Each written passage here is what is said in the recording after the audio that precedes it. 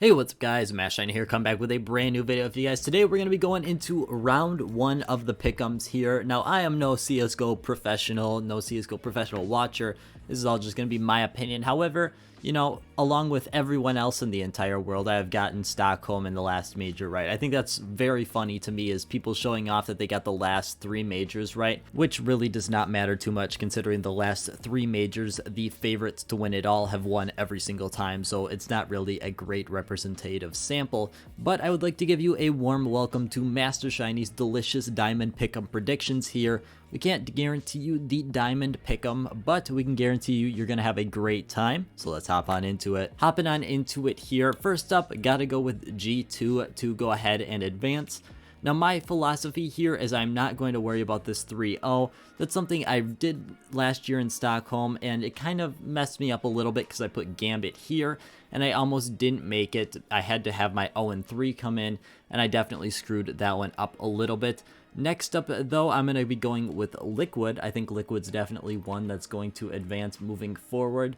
Obviously, then at this point, I do think there is a decent amount of contenders, but I'm going to go with outsiders here. I think they've got a really strong team, and I think they're even top 10 on HLTV, which in my opinion gives them a pretty high probability to move on here. Then we've got ENCE, who is a top 5 team, I think, on HLTV. I know ENCE has really been doing significantly better than a lot of the competition here. Astralis, still a decently productive team. Now, I do think there is a little motivation there for Astralis to get back, and I don't think they are going to be making it too far. Now, when we're talking about the remaining 2 slots, there's not really an easy option here.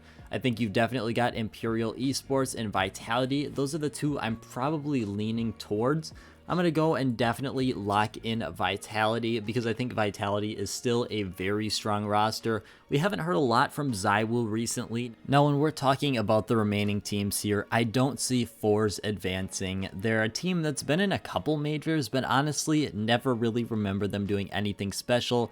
Same with these 4 teams over here. I do like Complexity, and I might throw them in as my 3-0 just because I don't think so, but definitely IHC, Renegades, and 9Z. One of these 3, honestly, is probably the safest pick for the 0-3 here that we'll get to in just a second. Team Spirit, I rode with them last major, and I was honestly pretty let down with their performance. Eternal Fire, they got a cool name. They got Xantaurus, but that's the only person I even recognize on their roster. Bad Nose Eagles, they got a cool story, whatever. I don't think they really stand a chance when we're talking about these major professional teams here. So I feel like Imperial Esports has really got to be my go-to for that last position to advance. Now, when we're talking about 3-0, I'm really looking for a team that might be able to run under the radar and look a little bit, you know, kind of underestimated here. And while I think there's 2 major teams that really stand out to me that could do this, one of which is MIBR, and the other is Complexity Gaming. Now, I thought about Spirit for a little bit, but I still don't think Spirit's going to be having that great of a time here, so I'm going to be going with Complexity for my 3-0 here. And when we're talking about 0-3, it's really a toss-up. 9Z is kind of in the question, but I honestly don't think that's the smartest move. Personally, I'm probably going to go with Renegades just because they lost to IHC 2-0. I had to confirm there. I thought it was Renegades that lost, and it was going to throw a little iffy in there if they didn't. But Renegades got 2-0'd by IHC, I believe. Therefore, Renegades is definitely the weakest team possible here coming into this major in my eyes. And that's probably going to be my finishing wrap up for the Challenger stage here. Now, Challenger stage, I really don't see too much that you can go wrong here, but that is my pick'ems for the Challenger stage, and I'll meet you guys back here in roughly a week when we're going to be talking about the Legend stage. But as always, guys, I want to thank you guys so much for watching, and I hope you have a great rest of your day.